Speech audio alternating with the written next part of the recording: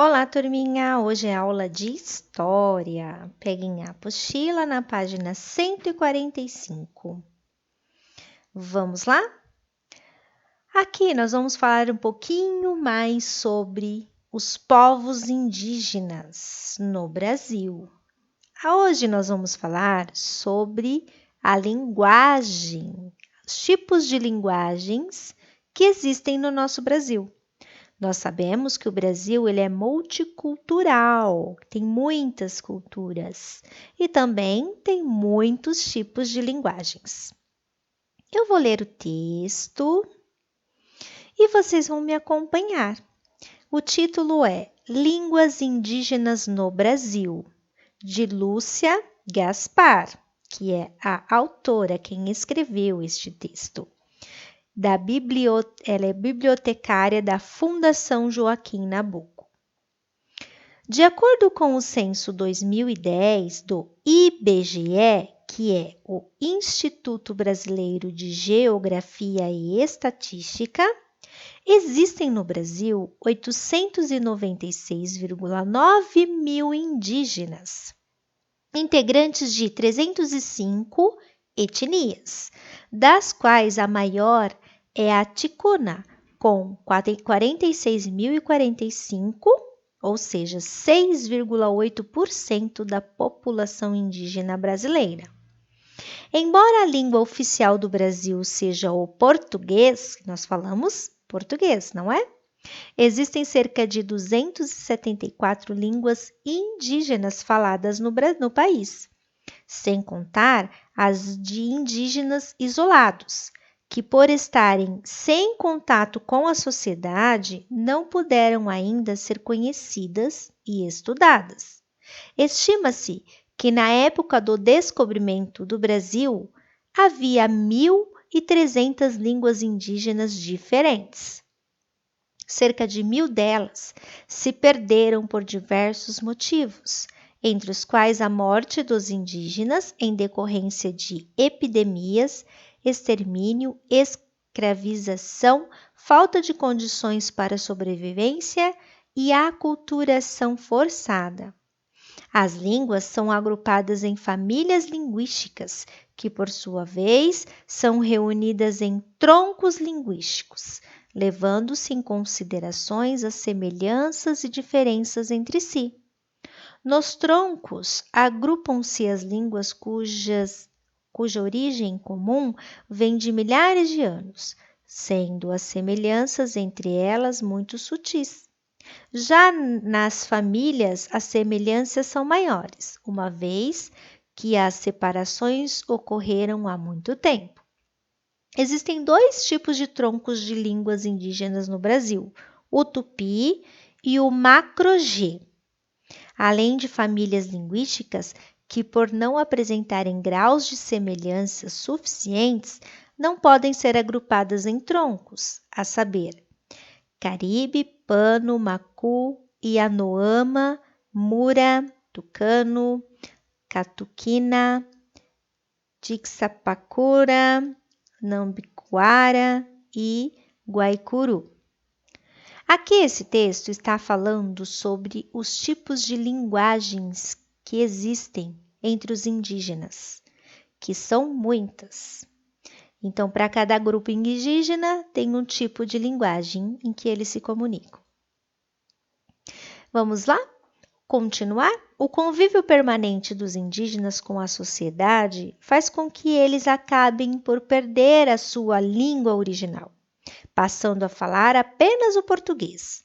De algumas, ainda restam vocábulos e informações esparsas. De outras, no entanto, não ficaram sequer requisitos, o que se constitui numa grande perda. Quando uma delas expressava toda uma cultura e uma forma única de encarar o mundo. Então, com o tempo, os indígenas foram perdendo a linguagem deles e eles passaram a falar mais a língua portuguesa, como nós falamos. Marque agora aqui um X na resposta correta, com o que a gente acabou de ler e vocês ouviram a explicação. O Brasil, ele é um país que tem uma grande diversidade linguística. Tem vários tipos de linguagem, né? Não é só a língua portuguesa, mas nós temos a língua indígena, nós temos os povos que veio de outros países e trouxeram com eles a sua linguagem também. No Brasil são faladas menos de 100 línguas indígenas. E na época do achamento do Brasil existia cerca de 1.300 línguas indígenas diferentes. Os dois troncos linguísticos das línguas indígenas no Brasil são Tupi e Macro-G. Apesar da diminuição da população indígena em relação ao período colonial, suas línguas ainda permanecem as mesmas? Qual dessas é verdadeira? Faça um X. Na 147, nós vamos conhecer mais sobre os portugueses que colonizaram o nosso país, o Brasil. Vamos voltar no tempo e conhecer um espaço distante daqui. A Europa, lá no final do século XV, mais precisamente em Portugal, entre 1450 e 1500. Portugal é um país que ocupa a porção ocidental da Península Ibérica. A capital é Lisboa. A capital de Portugal é Lisboa. Aqui nós temos no mapa a ilustração e a localização da onde fica. Aqui é o nosso Brasil e aqui é Portugal. Você lembra então? Você assistiu o primeiro vídeo, você vai se lembrar das especiarias. Você vai escrever o nome das especiarias que aparecem no primeiro vídeo que você assistiu. De onde eles obtinham essas especiarias? Escreva aqui, assista o vídeo para responder essas questões. Depois nós vamos continuar. Quando os portugueses saíram a navegar, a sociedade portuguesa, assim como as sociedades de hoje atuais, eram compostas por grupos sociais, bem diferentes entre si, quanto à riqueza que possuíam e a forma de vida que levavam. As camadas ricas, nobreza e burguesia, procuravam acumular riquezas por meio do comércio de metais preciosos, como ouro e prata. Olhe esta imagem. É a cena do cotidiano de uma família rica. É uma pintura feita em azulejo, lá de Portugal. Nessa ocasião, a população portuguesa vivia uma cultura muito semelhante à de outros povos da Europa, profundamente religiosos. Os portugueses praticavam a religião católica. Então, os portugueses eram católicos, a maioria deles. A maior parte da população era pobre e trabalhava nas terras dos grandes proprietários ou nas empresas de comércio, principalmente de especiarias vindas da Ásia e da África. A agricultura estava em decadência e isso era um grande problema para Portugal. O comércio de produtos africanos gerava bastante riqueza para o país, principalmente o comércio de frutas, como a banana, de peles, de pedras preciosas e de madeira, chamada por eles de pau-brasil. Porém, o comércio das especiarias estava ficando cada vez mais difícil devido ao conflito entre os europeus e os povos que habitavam a região que dava passagem para as Índias.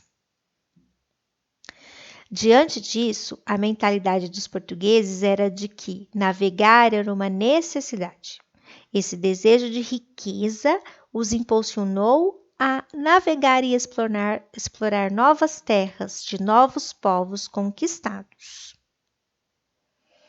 Aqui nós temos uma foto que é um comerciante de escravos, em 1796. Aqui nós temos um mapa, é o Atlas Geográfico, é um planisfério. É um mapa e você vai localizar aqui no mapa. Nós temos os oceanos, nós temos o Brasil, Vamos lá. Onde está a Europa? Escreva o nome dela. Muito bem. Você vai olhar aonde está a Europa aqui no mapa e você vai escrever o nome dela. A Europa é esta parte de cima do nosso planisfério. Onde está localizado o Oceano Índico? Onde está o Oceano Índico? Aqui nós temos o Oceano Atlântico e aqui nós temos o Oceano Índico. Então, você vai escrever Oceano Índico aqui. Onde está localizada a África?